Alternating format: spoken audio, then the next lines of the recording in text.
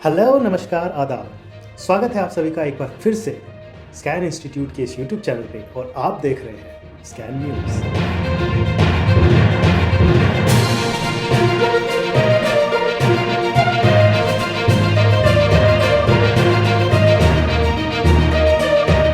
आज के इस न्यूज़ में हम सबसे पहले देखेंगे इजराइल से आई हुई एक स्पेशल टीम और उनके द्वारा लाए गए एक रैपिड टेस्ट फॉर कोविड-19 यानी कोरोना से फैल रही कोविड-19 के रैपिड टेस्ट के लिए वो कोई एक किट लेकर आए हैं, एक प्रोजेक्ट लेकर आए हैं, उस बारे में हम देखेंगे।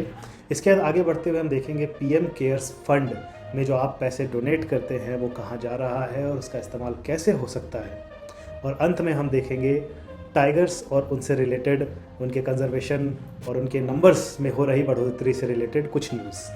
तो चलिए शुरू करते हैं आज का ये न्यूज़ इजराइल से आई हुई स्पेशल टीम के साथ। मंडे 27 जुलाई को इजराइल से एक high ranking research and development की टीम दिल्ली आई है एक मल्टी प्रोंग्ड यानी बहुआयामी प्रोजेक्ट को लेकर। इस प्रोजेक्ट का कोड नेम है ऑपरेशन ब्रीदिंग स्पेस। ये प्रोजेक्ट जो है वो कोरोना वायरस से फैल रही कोविड-19 बीमारी के रैपिड टेस्ट के बारे में है।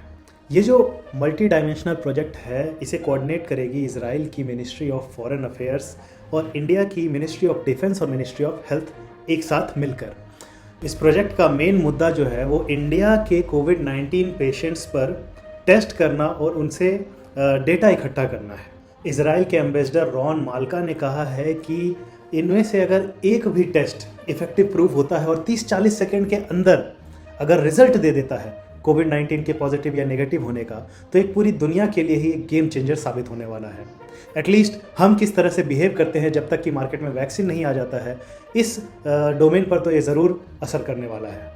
उनका ये भी कहना था कि ज़रा सोच करके देखिए कि फ़्लाइट्स ऑपरेट करना या मीटिंग या कॉन्फ्रेंस कंडक्ट करना कितना आसान हो जाएगा अगर हम रैपिडली किसी भी व्यक्ति का कोविड-19 टेस्ट कर सकेंगे। इस प्रोजेक्ट के अंदर इजराइल जो है वो 4 तरह के टेस्ट्स कंडक्ट करने वाला है, जिसमें कि audio test, breath test, thermal test और पॉली अमीनो टेस्ट शामिल हैं। पॉली अमीनो टेस्ट जो है वो एक पर्टिकुलर काइंड ऑफ प्रोटीन को सेपरेट करने का एक टेस्ट है जो कि कोविड-19 से रिलेटेड है।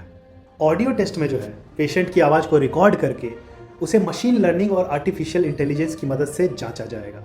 वहीं ब्रेथ टेस्ट में एक ट्यूब में उनसे सांस भरवा करके उस ट्यूब को जो है एक स्पेशल हाई फ्रीक्वेंसी मेथड से जांचा जाएगा।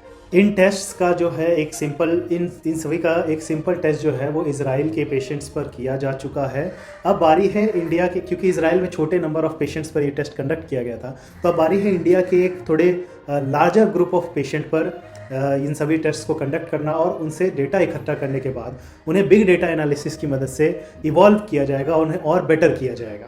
मिस्टर माल्का ने यह भी कहा है कि ये किसी भी तरह से पेशेंट्स के साथ एक्सपेरिमेंट नहीं है, सिर्फ उनका जो डेटा है उनसे सैंपल लिया जाएगा और उस डेटा को इकट्ठा किया जाएगा और ये जो है वो पूरी तरह से इंटरनेशनल गाइडलाइंस के अकॉर्डिंग किया जाएगा।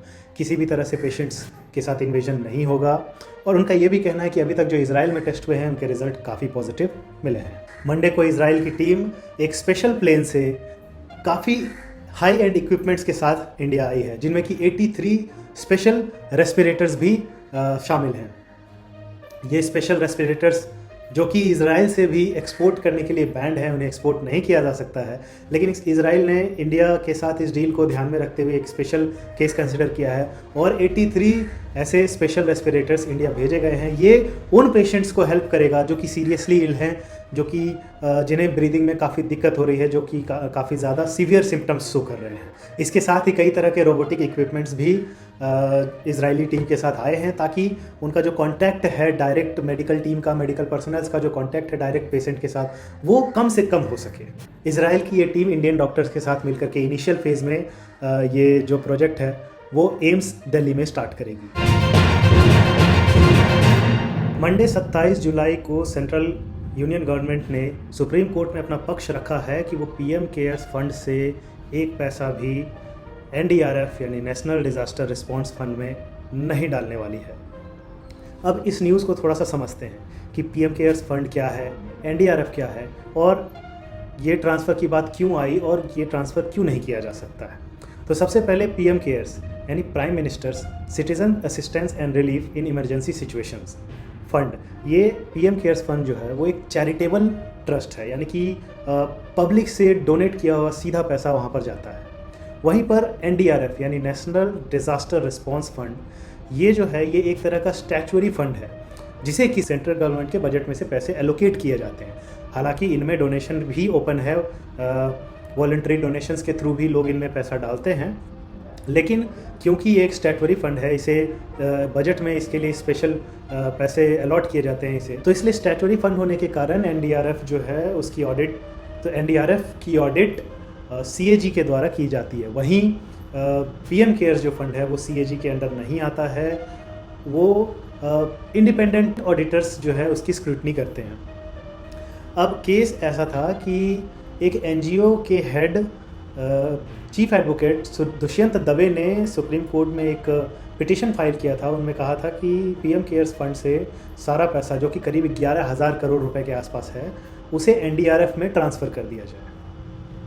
उनका ये कहना है कि पीएम केयर्स फंड जो है बनाने की कोई ज़रूरत ही नहीं थी, क्योंकि पहले से ही जो है एक पीएम नेशनल रिलीफ फंड और एनडीआरएफ जैसे फंड्स एग्जिस्ट कर रहे थे। लेकिन इस पिटीशन पर सेंट्रल गवर्नमेंट ने अपनी बात रखते हुए साफ जाहिर कर दिया है कि पीएम केयर फंड जो है वो एक चैरिटेबल ट्रस्ट है, वो पब्लिक ट्रस्ट है, उससे एक पैसा भी जो है वो एनडीआरएफ में वो ट्रांसफ़र नहीं करने वाले हैं।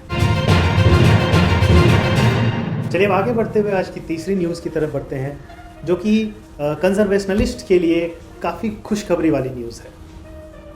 जी हाँ, मैं बात कर रहा हूँ टाइगर्स के कंजर्वेशन, प्रोटेक्शन और उनके नंबर्स में बढ़ोतरी की। विश्व भर में बचे टाइगर्स की संख्या पिछले 5 सालों में बढ़ करके 3,980 तक पहुंच चुकी है और इनमें से 2,226 टाइगर्स जो है वो सिर्फ इंडिया में पाए जाते हैं।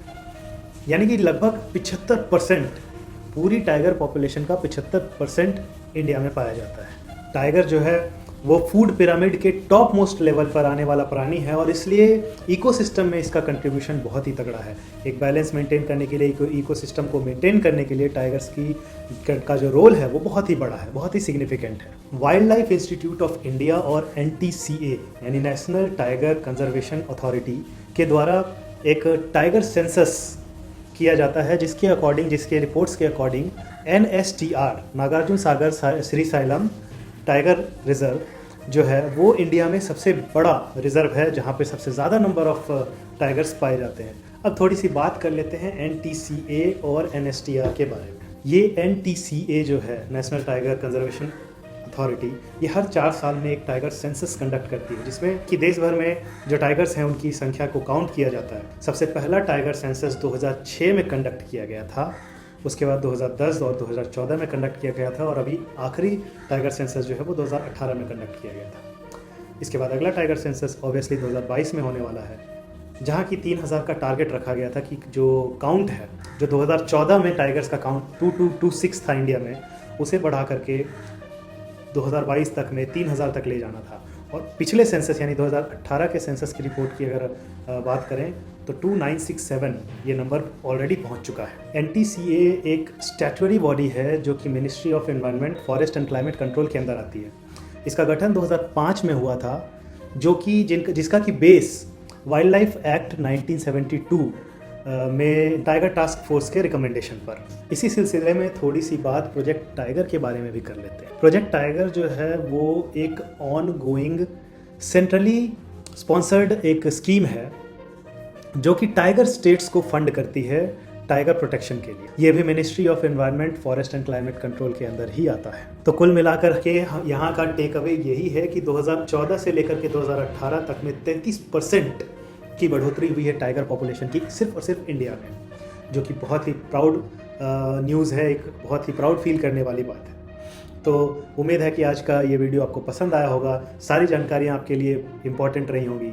हम इसी तरह की और जानकारी आपके लिए रोज़ लेकर आते रहेंगे। बदले में आपको सिर्फ इतना करना है कि हमारे वीडियोज़ को लाइक करना है, अपने दोस्तों में ज़्यादा से ज़्यादा शेयर करना है और हमारे चैनल को सब्सक्राइब कर लेना है, बेल नोटिफिकेशन ऑन कर देना है, ताकि हमारा जब भी कोई नया वीडियो आए उसकी नोटिफिकेशन सीधे आपके पास पहुंच जाए। तो फिर हम आपसे मिलते रहेंगे, तब तक के लिए tata, bye bye, take care.